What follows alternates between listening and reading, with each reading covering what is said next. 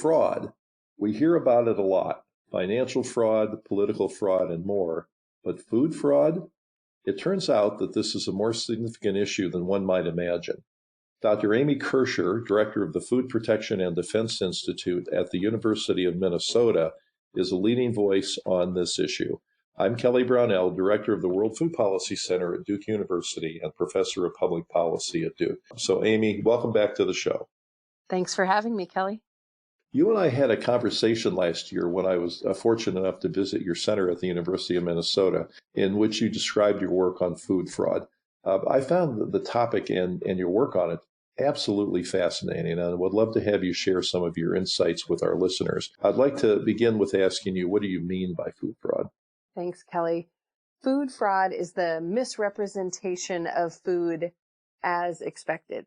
And so by that, I mean some element of the food that we're purchasing is different than what we think we're paying for. So it might be that a food has been diluted. An example would be adding water to lemon juice, or it could be a complete substitution of a particular either whole part of the product or a component part. So species substitution of fish is a great example where a white fillet of fish has been substituted for a more expensive fillet of fish. I remember a very public example of this when people were talking about olive oil. Could you tell us about that one in particular? Certainly, olive oil has gotten a ton of popular press and certainly has been a real leading issue that we can research and understand why this food fraud happens in this particular commodity. So olive oil, especially extra virgin olive oil or high-end olive oils, come from a particular region or have a particular method upon which they're produced. Now, to make money, fraudsters might dilute that expensive olive oil with something that's substandard or something that isn't the same caliber of what's being sold as represented on the bottle. So we've seen significant issues in substitution in olive oil. And unfortunately, in the 1980s, it was fatal in that somebody substituted industrial oil for a cooking oil and several folks were killed. Well, you just answered the question that I had. I was going to say that certainly consumers stand to get ripped off by this, but it also sounds there's risk involved, health risk. Absolutely. So we sort of park our work into two camps. The first camp is that you're getting, as you said, ripped off. So there's some fraudulent activity, but it doesn't create public health harm.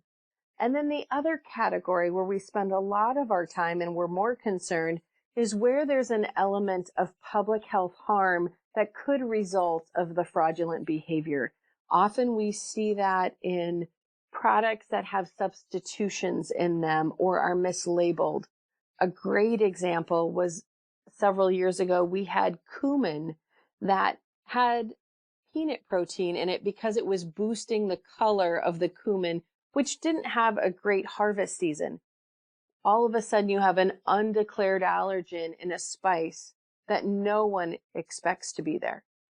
Wasn't there a celebrated case of food fraud occurring in infant formula being produced in China? Unfortunately, infant formula has been all too often an example of fraudulent activity.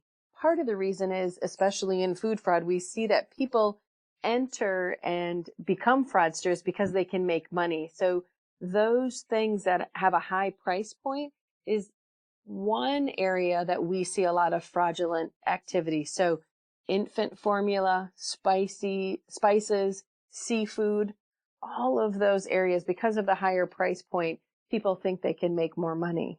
Boy, it's heartbreaking, isn't it, to think of vulnerable groups like infants being affected by this?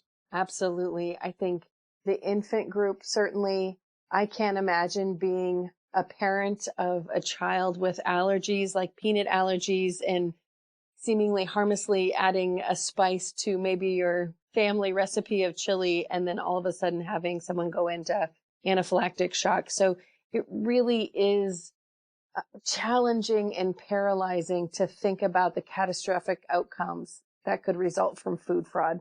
So in the discussion you and I had when I was visiting, you said that food fraud can sometimes be precipitated by changes in the world supply through events such as political unrest or weather disasters in, say, other parts of the world. How does this happen? We spend a lot of time looking at, for each case that we uncover, what triggered this particular fraudulent event to happen. So why is there some vulnerability in the system that a fraudster could expose to make money?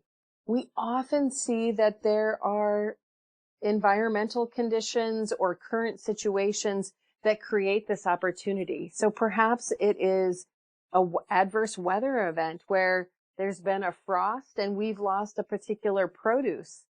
When that happens, someone else will enter the market to fill a void. A lot of times that might be a fraudster who's looking to make money. Certainly political unrest is another case where we may see some alteration in the supply and the demand, allowing an opportunity for someone to enter the market. I would also say just human behavior. So what we as consumers demand may create a demand curve that the supply cannot keep up with, and therefore fraudsters enter the market. A great example is pomegranates and pomegranate juice. So when there was a huge consumer demand by perceived and I think actual health benefits of pomegranates, there was all of a sudden a flood of products available on the market, some of which had no pomegranates in them. Boy, it's remarkable to hear about this. Now, it sounds like some of your work then is aimed at producing predictive models or an algorithm, if you will, about what set of conditions might make certain parts of the food supply most vulnerable to this. And you mentioned political changes or weather shocks or things like this. How, tell me about how you construct a model like that and how it would go about predicting likelihood of food fraud. Thank you for asking. It's a topic I'm super excited about. Certainly, we've been very reactionary in our attitude to food events. So if you think about food safety, people have to get sick before we investigate. Well, there's a delay, like the event has already happened. My argument is that we can be predictive in our ability to look at where potentially vulnerabilities lie, such that we can put mitigation steps in place before a consumer even purchases the food.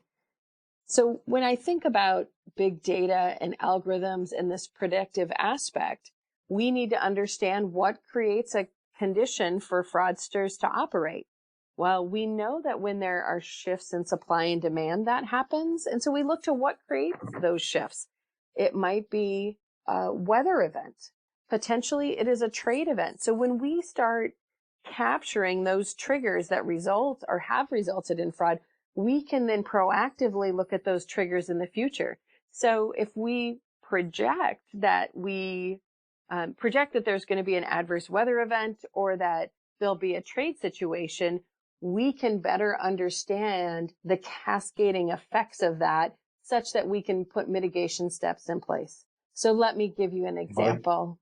One would be, we knew that Ebola was in West Africa in 2014, 2015. Most of the world's cocoa is also produced there. So we could anticipate that we would have less cocoa coming out of West Africa during that time period for a whole variety of reasons, whether it's transportation or it's harvest. We also know that fraudsters have diluted cocoa with other things like arrowroot or dirt. So for a given period of time, our mitigation step should be test cocoa for purity. And if we don't see it, we know that fraudsters have been involved in that particular commodity. Well, I can imagine the food industry being keenly interested in your predictive models because as they're getting the supply of things that they add to foods to create the finished product, for them to know in advance when to do special testing would be enormously helpful, wouldn't it? It would be. I would argue, though, I don't think food companies, unfortunately, are structured to be able to look at this data. So one thing we have to do is we have to work with food companies to understand how best to deliver this information so that it informs not only maybe their food safety teams, but their procurement teams or their supply chain teams so that they understand that this prediction may affect the ingredients that they're sourcing. So we'll have to build a stronger relationship about where do we put and package this data for a company to be most useful in their decision making. And where in government, nationally and globally, does the watchdog function occur? So unfortunately, because we don't have one central food agency, it sits in multiple locations. So it will sit within the agency that regulates that particular food. Now, primarily that would be the USDA or the FDA. However, there are several other departments that regulate different foods. So it is a dispersed regulatory activity, and the surveillance also sits within those authorities.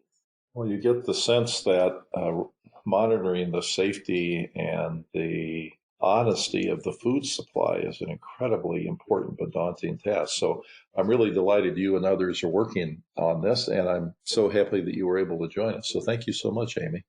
You're welcome.